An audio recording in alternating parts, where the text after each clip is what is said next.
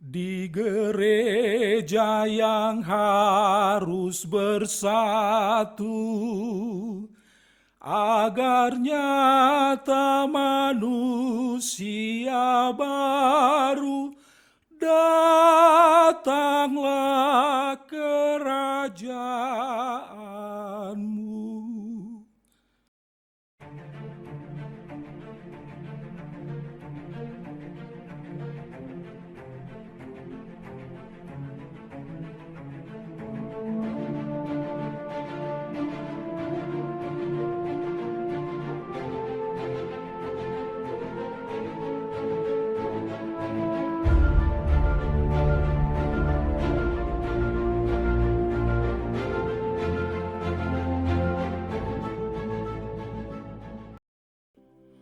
Selamat pagi saudara-saudaraku, Shalom. Senang jumpa kembali dengan saudara-saudara. Perjumpaan kita terakhir, kita belajar dan melatih diri lebih taat kepada Allah daripada kepada yang lain. Serta kemarin kita juga belajar dan bergumul untuk meninggalkan kebiasaan-kebiasaan manusia lama kita yang mengandalkan pikiran dan keinginan-keinginan daging,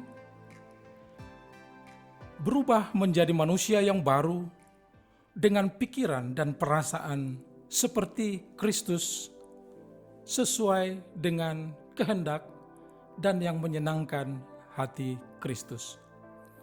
Dan pada saat ini, saudara-saudara, kita disapa oleh firman Tuhan dari Ibrani 9 ayat 15. Saya akan bacakan, inilah firman Tuhan. Karena itu, ia adalah pengantara dari suatu perjanjian yang baru, supaya mereka yang telah terpanggil dapat menerima bagian kekal yang dijanjikan. Sebab ia telah mati untuk menebus pelanggaran-pelanggaran yang telah dilakukan selama perjanjian yang pertama.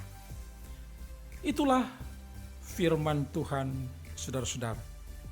Pastilah firman ini mengundang berbagai pertanyaan buat kita, dan untuk itu kita akan bersama-sama belajar, merenungkan, dan memberi diri digerakkan, dikuatkan oleh firman Tuhan melakukan kehendak-Nya.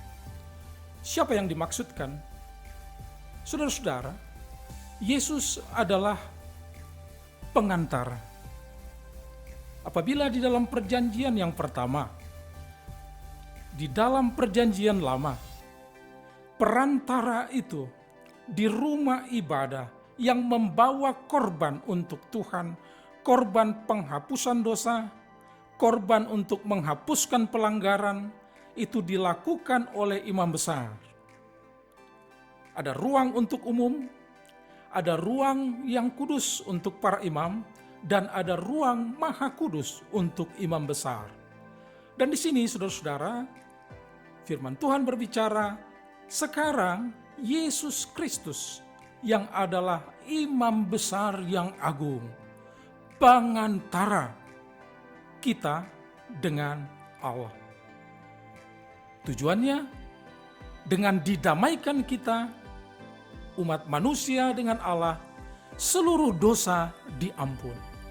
Bukan hanya dosa sejak perjanjian baru, tetapi juga karena Yesus Kristus adalah pengantara, anak Allah, juru selamat dunia. Itu berarti menghapuskan dosa sepanjang sejarah. Itulah firman Tuhan, saudara-saudara. Tujuannya apa?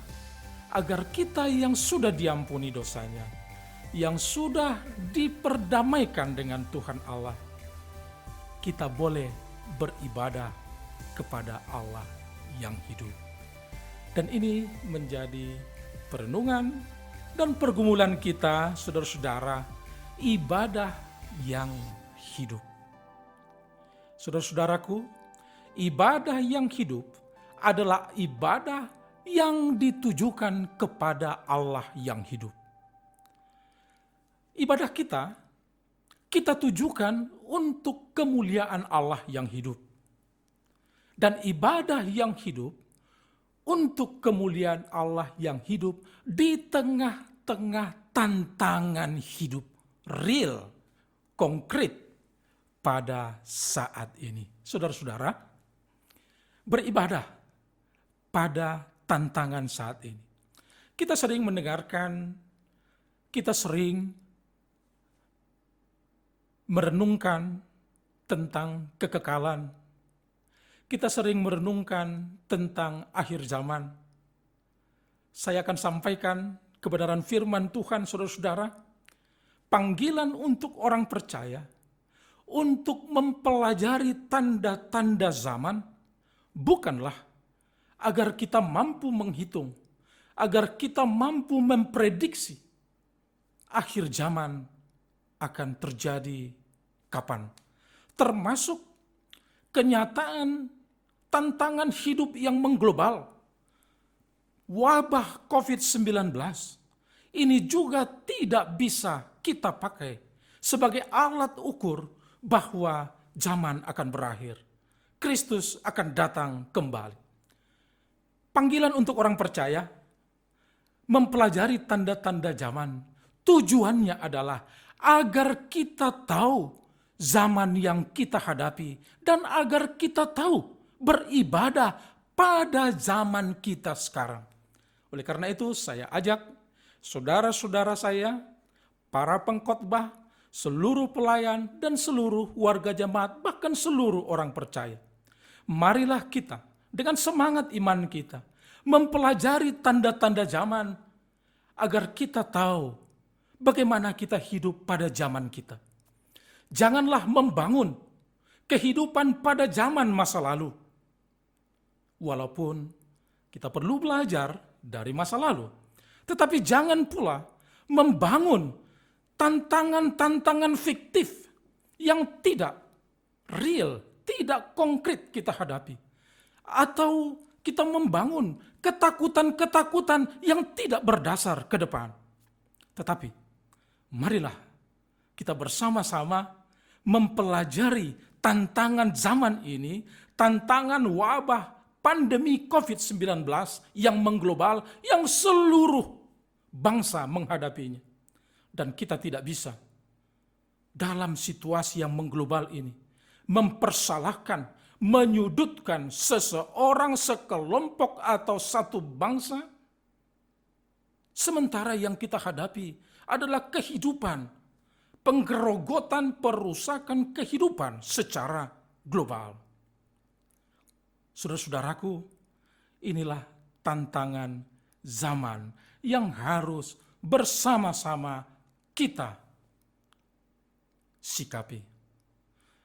Saya mengajak seluruh gereja bersatu dalam pemahaman ini dan bersatu menghadapi tantangan ini sebagai realisasi panggilan dan semangat dari Kidung Jemaat nomor 260.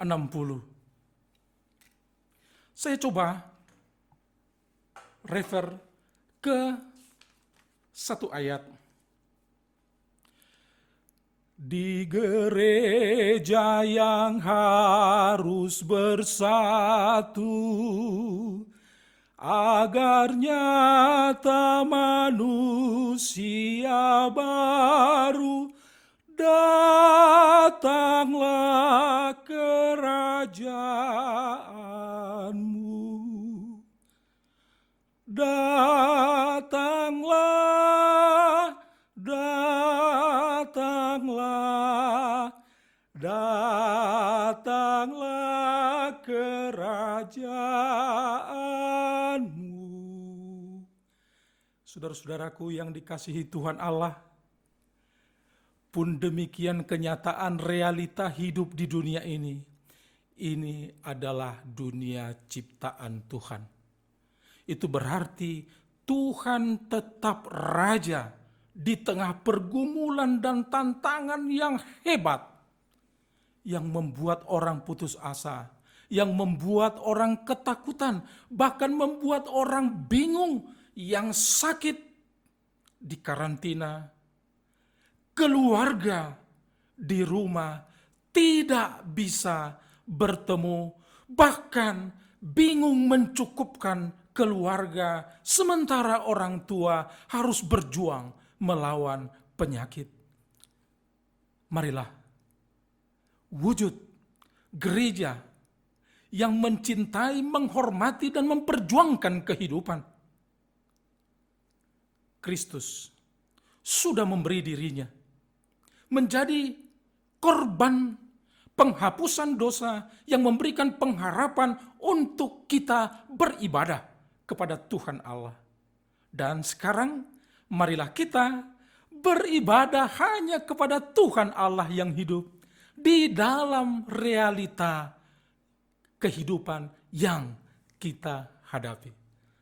Mari kita bersama berjuang memutus penyebaran penyakit ini, serta saling membantu, saling mengasihi, saling menopang, saling mendukung, mempertahankan, memperjuangkan kehidupan. Itulah tanda gereja yang bersatu, ikut ambil bagian di dalam datanglah kerajaanmu, bahwa Tuhan Yesus Kristus tetap menjadi, tetap Raja atas dunia. Mari saudara-saudara kita yang percaya, kita ambil bagian untuk itu. Kiranya Tuhan Allah dipermuliakan justru di dalam tantangan persoalan yang sangat berat, yang mengglobal, yang semua menghadapi. Dan saya yakin Tuhan bekerja di dalam segala situasi untuk mendatangkan kebaikan bagi orang yang percaya. Dia bekerja di dalam segala situasi untuk mendatangkan kebaikan bagi orang yang percaya. Saudara dan saya adalah orang yang percaya. Amin.